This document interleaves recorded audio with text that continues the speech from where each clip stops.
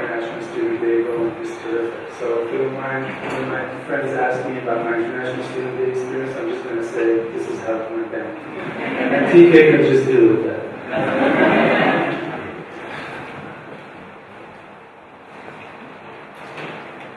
Last night when I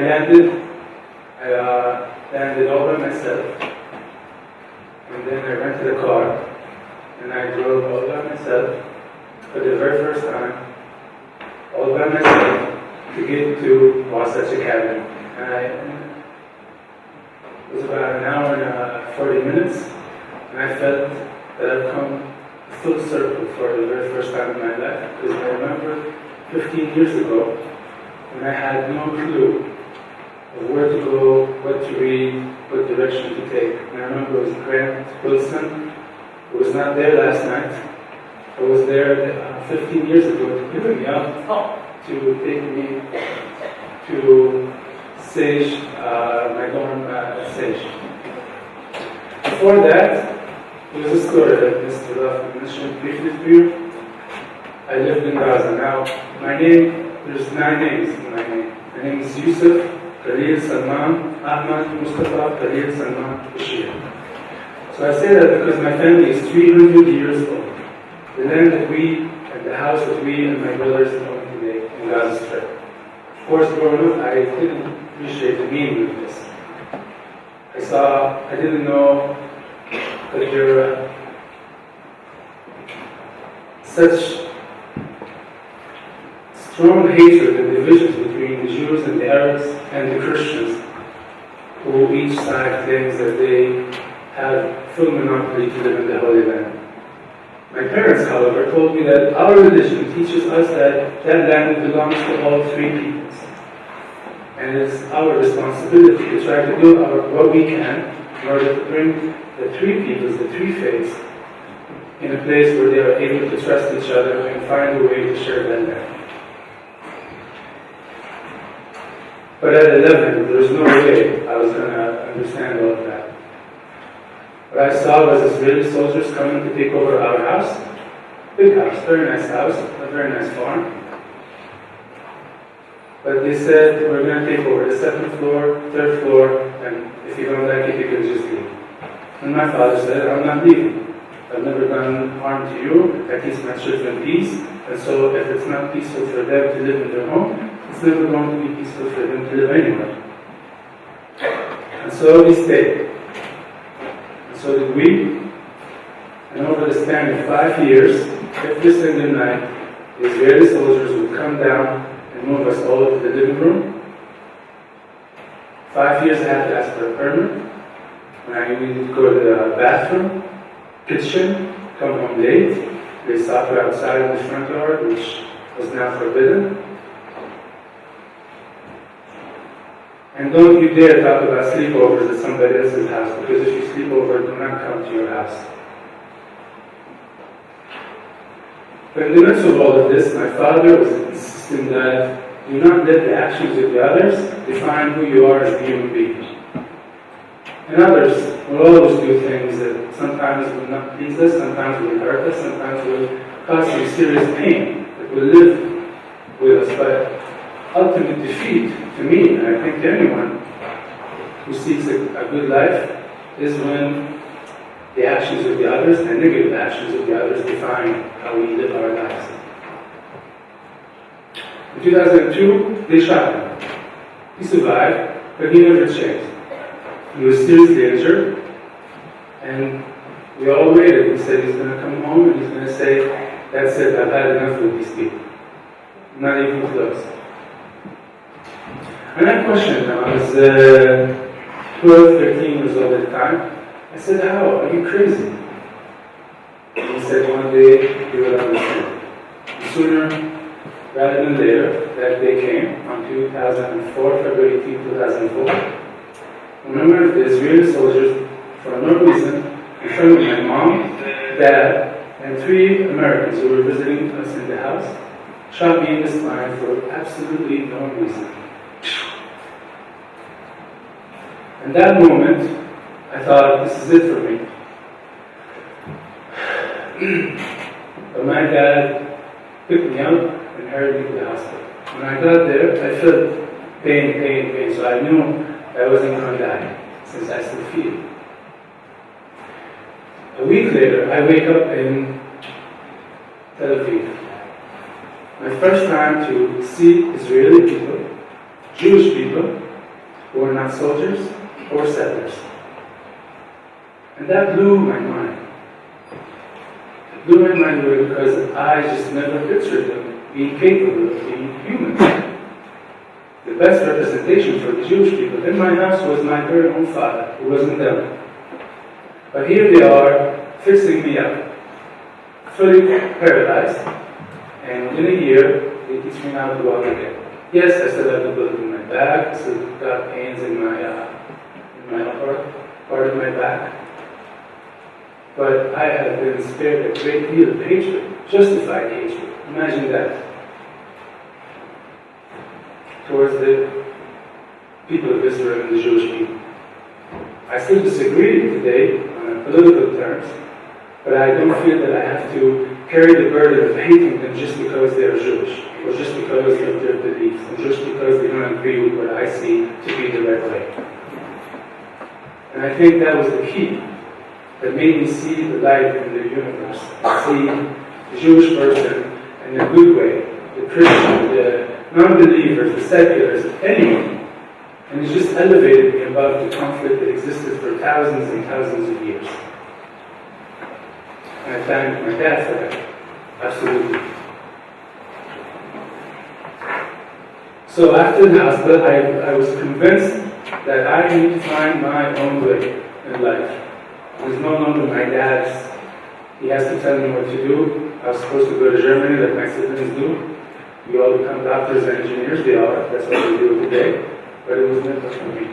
Only because I was very much inspired by the experience and inspired by another experience I got to experience in Maine, the camp, summer camp, which I invite you all to check out, called Seeds of Peace, where they bring Israelis, Palestinians, and Americans to a summer camp to meet each other for the very first time, as opposed to just meeting one another when we're adults and we're far convinced about the background of each other.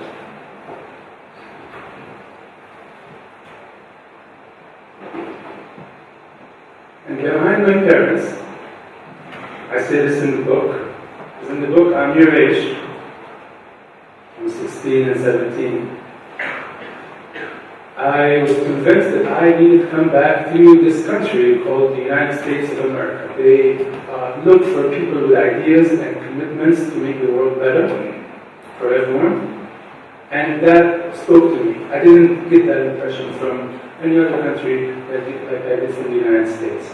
And I was only there for 2 weeks, but I was absolutely convinced that I was going to do whatever it takes to come back. My dad didn't believe me. I was a child, in trouble every single day, 60s and only 1A.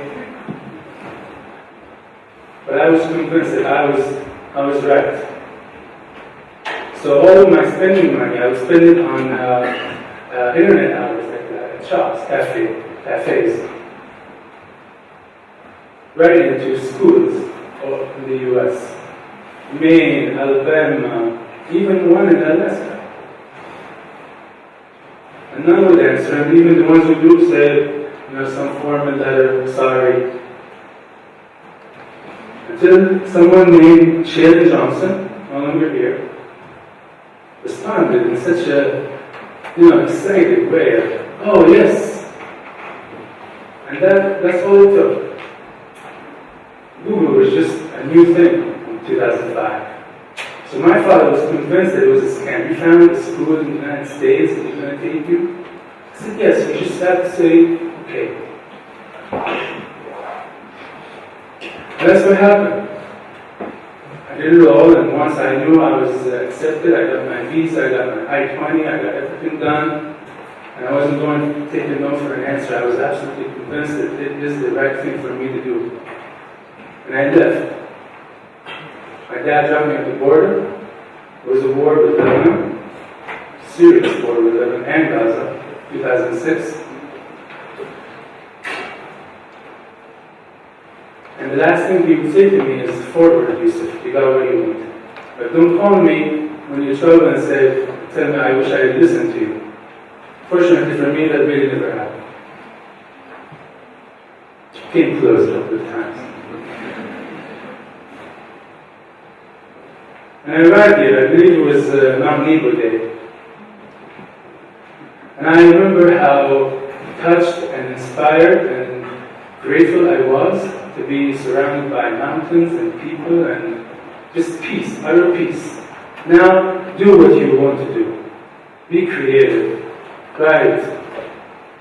And I knew that now that I made it to this place, I can take advantage and I can show my father, my friends, so many people took me for a child 15 years ago, that here's what I've been talking about all this time. You brought me here, you did good. Because I graduated, I went on to go to college, earn a master's from Brandeis, and then I find myself in Washington, D.C., working in Congress, first as an intern for a congressman of Virginia, and then for the one and only Mr. Bernie Sanders as a foreign affairs aide in the Senate office.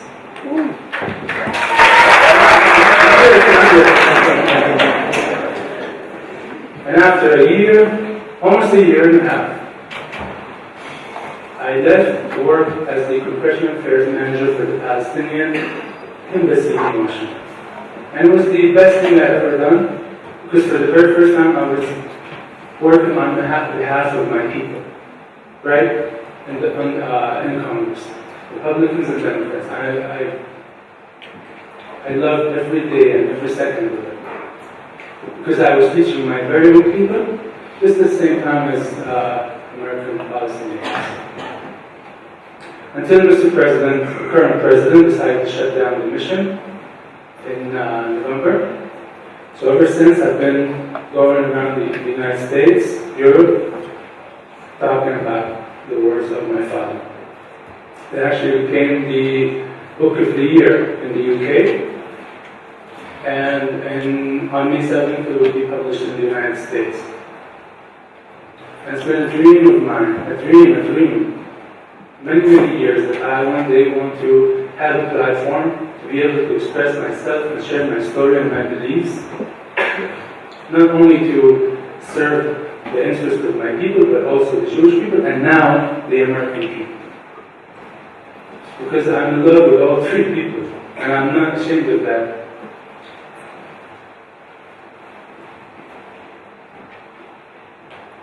I spoke yesterday at St. Andrews. If any of you have seen the movie Dead Poets Society, that's based in Delaware, and it was one of the very first movies I watched in America. And I remember back then I didn't speak English, I didn't understand it quite well. And I remember how captivated and captured I was by the movie. So yesterday, I was in that very chapter. And I told them so much about you. And what you have done for me.